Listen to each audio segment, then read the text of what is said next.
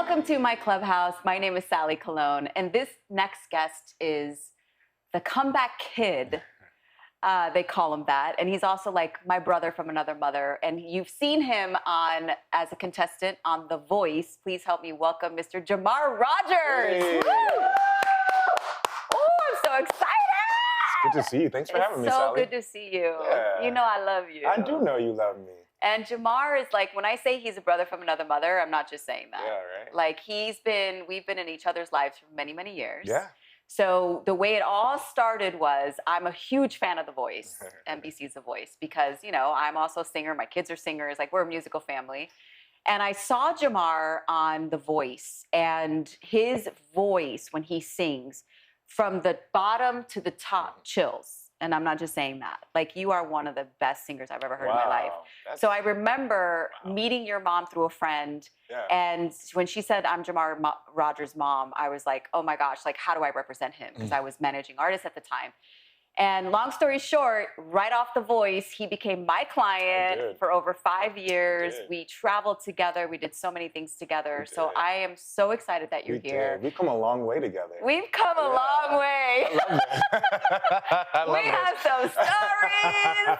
We won't get into too much of that. We don't have to. We don't have to. But this is beautiful. This is beautiful. This is wonderful, yeah. How has The Voice changed your life? Because you were on there and there was so much that went on. How has it changed your life? Oh, it changed my life in ways I couldn't have even imagined. I had done American Idol first. I remember that. And I got quite a bit of TV time on that, and I had to swear I would never do reality TV ever again. I was over it. But I'm so glad I did The Voice because it gave me a career. Before that, I was just bartending in New York. I had no furniture in my little Bronx apartment. I had nothing going on. And then overnight, I was being interviewed by Us Weekly and People Magazine and Rolling Stone and CNN, and you got me a record deal. Yes. I mean, like, life fundamentally changed for me, and I'm so glad I did it. Though I didn't win, I feel like I won just because I got to do so many cool things after the show, for sure. Yeah. And you were on American Idol with Danny Gokey. I was. And I remember, it's so crazy because I remember watching that, and it came down to, it was between you and Danny on American Idol. They knew what they were doing. Reality show magic. Oh no, you know they knew what they were doing, but you guys came as friends. We did. Together on American Idol. We did. And then he went on, of course, to do what he's doing. But then you went on The Voice, and I have to say, and you know this is true, they actually changed the rules on The Voice because of Jamar. And yeah, they did. Because it was between you and one other Juliet, yeah. And they wanted you both so bad. And so because of you is why they have the steal now. It's still, and they don't have one from each team in the finals anymore. It's just the top four. Top four. And they changed that because Juliet and I were on the same team and we had to go head to head. Yeah. So, see, I mean, that's cool. I'm a game changer. I mean, come on. Hey. So we got to travel quite a bit. We did. We put a band together for you and Drew and some other, friends of yours. And we did so many great events. And this is so funny. I could say this because he's no longer on tour and I don't manage him anymore, but I remember those days where people would line up for you. Yeah. Like line up for you. Yeah. And he was tired, I was tired, it was a big concert. But Jamar wanted to shake every single person's hand. Oh, I did. And you wanted to talk to every single person. I did. And then I had to tell Jamar, because people would ask for his phone number. And he would give it to them. I was like, Jamar, you can't be giving your fans your phone number. I had a lack of boundaries. Yeah, I didn't know boundaries at that time. Yeah. Therapy, meditation has taught me a thing or two. I've learned how to establish some strong boundaries. Yeah, exactly. And boundaries keeps me safe, keeps you safe. Boundaries are a good thing. Boundaries are a great thing. Yeah. So let's talk about that. Yeah, sure. Because you are an incredible singer, and everyone that watched you, millions of people on The Voice on NBC, knows that you are a singer, but there's something else you're doing now that has really changed you and shifted the human that you are. Yeah. So tell me when that happened, like what triggered that change and what was it? I'm still using my voice. I'm just using it in a different way. I'm still singing. I'm still composing music, but I'm making guided meditations. I have a few on YouTube. They're for free. I'm also working on some currently right now. I'm about to do a 21-day meditation challenge that I'm going to blast on Instagram, where people can join for free. But if they want some like weekly guidance, that's going to be a small cost. Because my goal is this, I grew up with a lot of childhood trauma, but there's nothing different about me than anyone else. We've all faced things that are traumatic. We've all faced things that we like to suppress and not deal with and not look at. And then we wonder why our relationships are in the same rut, or we wonder why we keep finding ourselves in the same patterns. I got sick and tired of being sick and tired. I got tired of being depressed. I got tired of feeling anxious. And when I found out that meditation was my favorite F word, free, I learned how to do it. So I've been an avid meditator for 4 years. But I would say that COVID made it more of like I was a crisis meditator. I only meditated when I needed guidance or when I was super freaked out. COVID made it a daily habit for me. And then it became something that I looked forward to doing. And then I became a certified meditation teacher this year. And what I can honestly say, it has calmed me, I know. Trust me, I was there for the crazy. Sally has seen a lot of crazy. I will definitely say that you've seen a lot of crazy. You saw the tantrums, you saw the diva moment. And you know what, I'm gonna show myself a little more grace than that. It wasn't diva moments, it was reaction. I had a lot of reactionary behavior. I agree. I was triggered easily, and I didn't have the emotional intelligence to self-soothe or calm myself down. I had an out-of-whack nervous system. And if you notice, majority of the country right now is kind of there.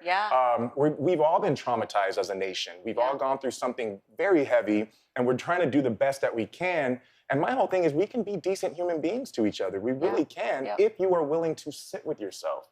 If you are willing to look at yourself and have tough conversations with yourself and also extend grace to yourself. Because how you treat yourself is how others will treat you. Right. Because you teach people how to treat you.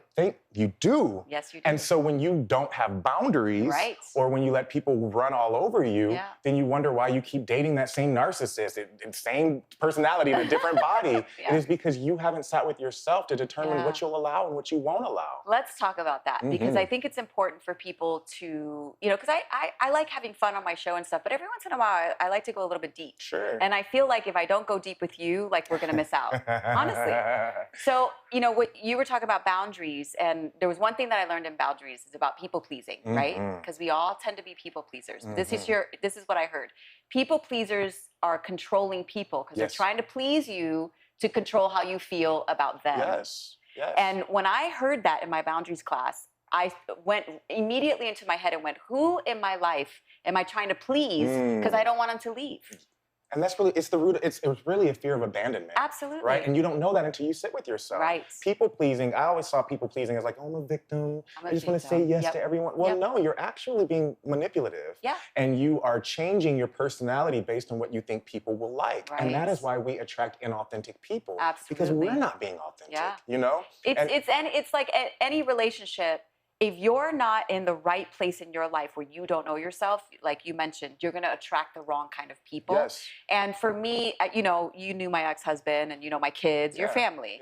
And I know your family. And for me, after my divorce, I felt like I needed to unpack a lot of that because I didn't want to bring it into another relationship. Smart. And I feel like a lot of people go from relationship to relationship, and they wonder why they're divorced 3, 4, 5 times because you're taking your junk into every single relationship. You got to clean it up, clean up the mess. Right. Caroline Leaf, Dr. Caroline Leaf has a book called Cleaning Up Your Mental Mess. I love that. I've never heard of that book, but I'll definitely check it out. It's a good book. Make sure you And I'm really big Amazon. on extending grace. You know what I'm saying? I feel like a lot of people know that they're a mess, but they don't know why they're a mess. And for me, the why was so huge for me because once I realized the why, I could fix things. I stopped being reactionary and started choosing my response. And that's where your power is, when you can take a moment when you are triggered, because here's the thing, just because you meditate, your triggers don't stop. You still get triggered. You just have healthier tools in your toolkit. And so I would encourage anyone listening to or watching to start taking 5 minutes in the morning to just sit with yourself. To ask yourself, how am I feeling? And don't judge what comes up. If you're feeling anxious, acknowledge, okay, I'm feeling anxious today. I'm a little afraid. I'm a little worried about money. I don't feel too well. Then nurture yourself. Nurture yourself the way you would nurture a child, the way you wanted your mother to nurture you that you didn't get. Start to reparent yourself. Start to talk to yourself with kindness, and then watch your external situations change because of how you're changing your internal world.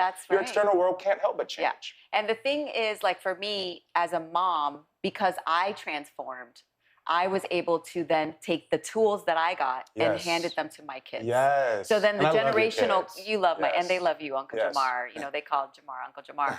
But if you can transform your life as a mom, as a parent, as a wife, then you can break those generational curses, right? Yes. My mom went through the same thing I went through, just like your mom Mhm. probably went through the same thing her mom Mhm. went through, and Mhm. her mom's mom, and Mhm. you know, and so there's these generational things that people feel like they have to live with, but they Yes. really don't. Don't. They don't. And you know what? Everyone has a book in them.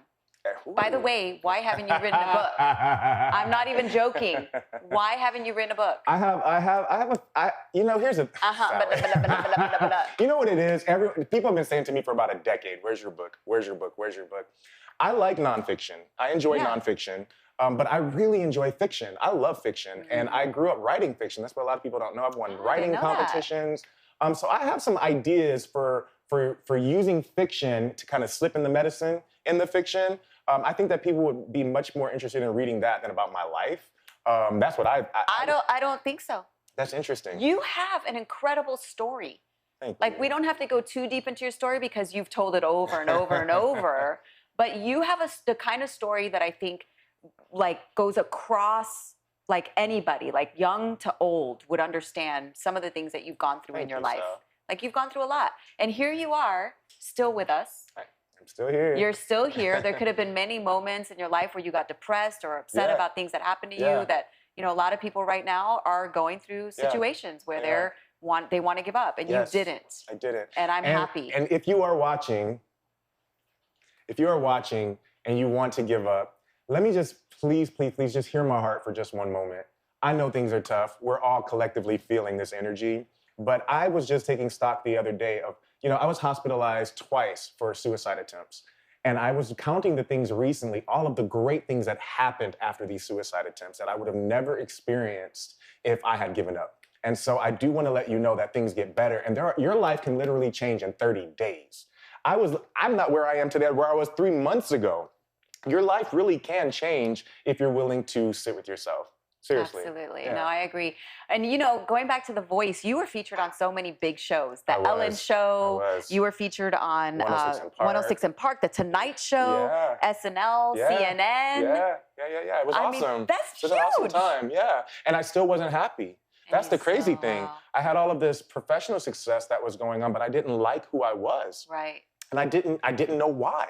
I think there's a lot of us that are dealing with self-loathing, and it's a lot of us, we're hearing the voices of our parents, the voices of our clergy, the voices of our teachers that we repeat, and we tell this story to ourselves over and over again, and this is why meditation is so important, because you're actually changing that thought pattern. You're actually creating new neural pathways in your brain. Wow, look at you. So meditation, well, I went to class, girl. Come on I paid now. good money to get certified now. You're certified now. I'm certified. As a meditation coach, And so right? there's changes to your physiology that happen with meditation. Right. It can shrink your amygdala. Right. Your amygdala is in your brain. That's your decision making. So when we react instead of responding, that's your amygdala saying, we have fight, we have flight, we have freeze, we have fawn.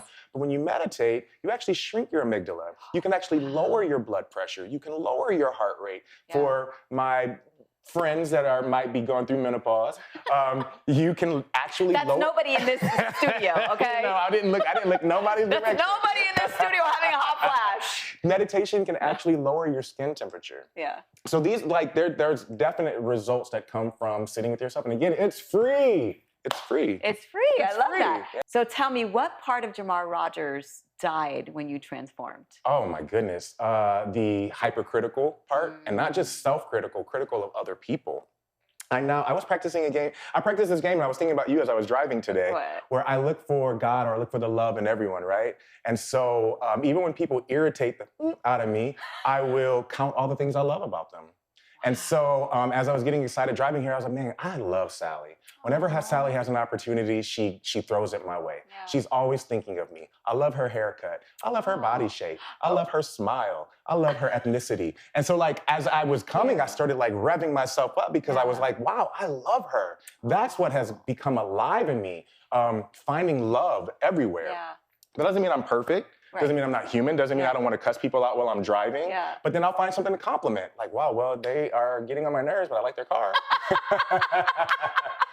Because we're all doing our best, right? Yeah, but let me just say this. I'm going to start doing that with my kids. Please. Because irritate me sometimes. You know, they're teenage girls. Yes. I love my girls, don't get me wrong, but they're teenagers. But they're teenagers. And, man, so I'm going to start saying that. Seriously, and my mentor, what she's been teaching is if you actually acknowledge and focus on what you love, more of that grows. Whatever you focus on is going to grow. So if I talk about all the things I hate about you, guess what? You are going, all of that's going to be magnified to me. But if I focus on the beautiful, loving things about you, that's all I see. Oh, I love you. That's all I see. I love you too. You feel that. You feel that. I feel the love. It's energy. It's energy. So you have a heart for marginalized teens. I do, specifically teenagers. Teens. You came, because I have my Girls Empowered, and you came and spoke to my girls and did meditation. Thank you for doing that. You're welcome. Why do you have a heart for teens? Oh, because my teenage years were the worst years of my life. I was suicidal. I was struggling with my sexuality, or accepting my sexuality. I was a black kid in Broken Arrow, Oklahoma in the 90s. Wow. Have you even heard of Broken Arrow? Wow. I have, because I went to school in Oklahoma. Oh, where did I went to Oral Roberts University. that was right there, Tulsa. Yeah. Oh, that's right there. I know Broken Arrow very well. I dated a guy in Broken Arrow. Oh, you did. Okay, yes, I did. Definitely did. Yes, I did. Drew, I keep forgetting the connection. Yes, to Oklahoma. Anyways, so I didn't even know what mental health was at the time, but I had poor mental health. And so if there's anything that I could show teenagers that could keep them from feeling the same way I felt about myself that they would feel about themselves, and anything, I'll tell them, like, listen, how you feel is fleeting. It doesn't mean that it's not valid how you feel, but you're not what people have said over you. You're not what people have gossiped about you. Who you are is eternal. Who you are is divine. Who you are is perfect. You don't have to try to be perfect. You just are. Wow. And when you walk in that perfection, it just goes before you everywhere you go. And kids need to hear that. They do. They need to know that they're loved and that someone is listening to them. Yes, you know? yes. So in 2017, I don't know if it was the year that I helped you, but I helped you get a record deal because I managed your career for 5 years, your music career, which I loved because I got to hear you sing all the time, which is amazing. And I met Rosie, who was the president of Tommy Boy Records, and you got a deal. And in 2017, you released your first album called Lazarus. I did. You wrote a lot of the music, right? I did. I wrote all of the music. That was an interesting time. That album, I'm actually doing a lot of healing from that album. Really? Yeah, because I didn't believe in myself, and because I didn't believe in myself, that energy I put into my album of just like not believing in myself. And so I would encourage anyone watching that if you have a dream in your heart, you have a goal that you're working towards, eliminate the self-doubt. If it's a dream within you, you're supposed to be doing it. Because when you put that energy of self-doubt into your project, it's felt, and there's no success in that. But when you put your whole heart into something, people respond. And so because my whole heart was not put into Lazarus, it didn't do well. And so I'm itching for the chance to make music in a new way. I want to put out a meditation EP where people can sleep to it. There's so much healing that can come from music. So I want to approach it from a different way. I don't need to be on Billboard to help change lives. Yeah. Look at you. I don't need to be on Billboard to help you. I love that line. That's a good line. And your voice is very soothing. Thank you. You have a really good, you should be doing voiceover. Thank you. Seriously. Hello, voiceover agent. Hello, if you're a voiceover agent and you're watching right now, Jamar Rogers, call him. Thank you. He's on Instagram. I'm on Instagram, Jamar Rogers Official. TikTok, though. TikTok's my thing. TikTok's your thing. I'm doing really well on TikTok. You have a lot of followers on TikTok. Yeah, it came from me just being honest. And your TikTok, are we on your TikTok right now? No, we're on Instagram right now. We're on Instagram, but all my TikTok followers follow Jamar. Just Jamar Rogers. Jamar Rogers. He's actually really popular on TikTok. I told the girls, because they're TikTok, of course, they're teenagers, they watch TikTok. Like, Jamar's like a celebrity on TikTok. You know what I love about TikTok? I feel like it gave me permission to be myself in a way that I wasn't ever. I was unapologetically Black, queer, spiritual, nothing was off limits on TikTok. Right. And people responded to that. Again, I think the reason my musical career suffered for so long was because I wasn't authentic. And when you're not authentic, people can't tap in. You know what? I agree with that. Yeah. I'm going to tell you as your sister friend. Yeah. When I was traveling with you, everything was so big, and you felt like you had to be a certain passion and da-da-da-da. And in my mind, I was like, I know that's not who he is. He's more than that. Yeah. And now I see it. Yeah. This is you. Thank you. I was around you when The Root named you one of their most influential, right? Yeah. Top 100 most influential African Americans. Yeah. And how did that feel? That was incredible. That was funny to me. You're like, how do they even know who I am? Of course. It was a really cool experience, actually. Like the interview, the whole TV special. It was really, really nice. But what that also showed me was that I wasn't done. And I still had some more to say. Because again, that was around a time I still didn't really quite believe or in myself or like myself. So I was like, how are they calling me influential, but I don't even like the man I am when I go to bed at night? And so when I started doing mirror work is when you take the time to look at yourself in the mirror and just affirm yourself. Sally, I love you. Sally, you are beautiful and the world loves you. When you start complimenting yourself in the mirror, people will naturally come up and compliment you. Interesting. It's so weird.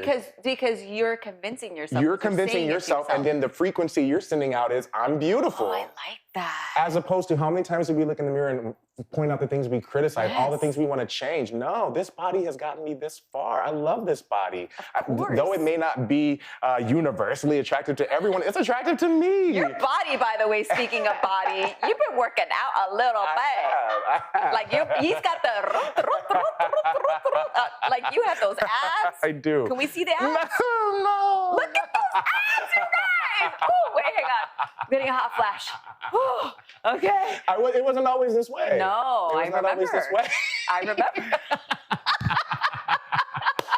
Trust me. That's why I'm saying it. I'm trying to tell you, when you do, and I don't like calling it do the work. People say do the work, and that doesn't make it fun. When you have fun with yourself and start to actually like yourself, and you start taking care of yourself in a way you never did before. So that's when you were talking about eating junk. Yeah, I don't eat junk. Like, you don't. That's what I plan on looking like this in 10 years when I'm 50.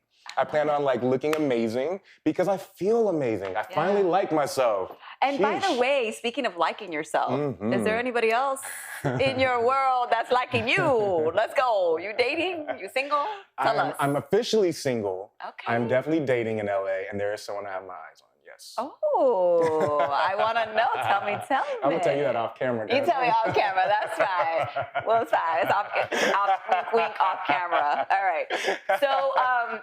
So I called you this morning. You did. And I said, can you please Sally. sing me a little something, something? You cannot leave my show without singing a little something, something. Not with that voice of yours. Am I doing the song you asked me to? Can you? Yeah. So one of my all-time favorite songs that he sang, he did a concert with some other artists, and he sang this live, and it's Bonnie Raitt.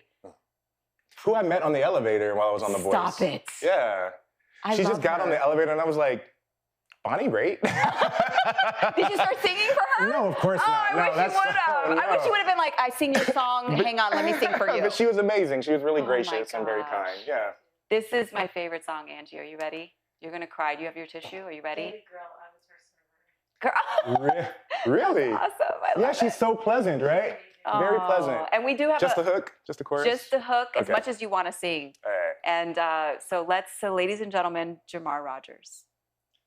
'Cause I can't make you love me if you don't. And you can't make your heart feel something it won't. Here in the dark, in these final hours, I will lay down my heart and I'll feel the power. But you won't, no you won't, 'cause I can't make you love me, baby, if you don't.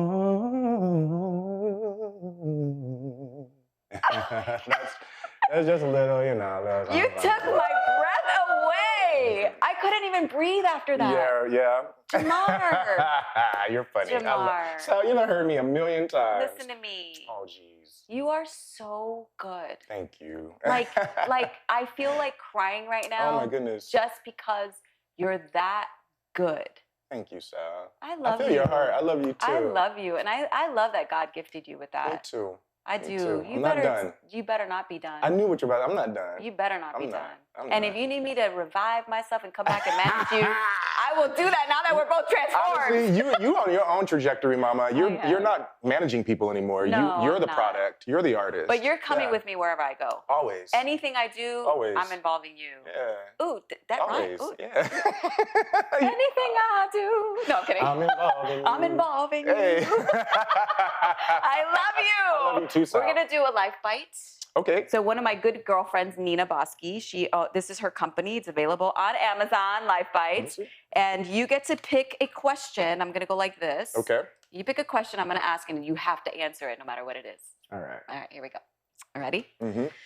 All right, here we go. So the quick fix mentality tells you that you can reach your goal in just 30 days, guaranteed. Have you bought into that? Absolutely not. No. Tell I me do about not that. think, I think that a goal takes time. You have to nurture it. You have to build a strong foundation because anything that's built on sand will not last. Okay. Okay, so your foundation has to be secure, and that's relationships, that's a hobby, that's a job. I feel like 30 days, we live in a microwave society. We want things instantaneously. Yep. And that's not how manifestation works. There's sometimes that some good things take time. The best things take time. And I love you. I love you. And I love that you took the time to come here. I know that you have a lot going on right now, and I appreciate you. And I know that for those of you that don't follow Jamar, tell them one more time, all my people, to follow you. I'm Jamar Rogers. You can find me on Instagram at Jamar Rogers Official and at TikTok at Jamar Rogers. And also, don't forget to subscribe to my YouTube channel, Sally Colón, and also follow me on Instagram at Sally Colón, the number 1, and then TikTok, I'm Cool Mom Sally. Yeah, you are. Which my daughters came up with. Yeah, because you're dancing and stuff. Because I'm dancing and having a good time. Cool. Hey. So I appreciate you guys all for being with us. I love you all. Thank you, Amazon. You're amazing. Thank you to my studio audience. And we will see you next time on Welcome to My Clubhouse. Yeah. Bye-bye.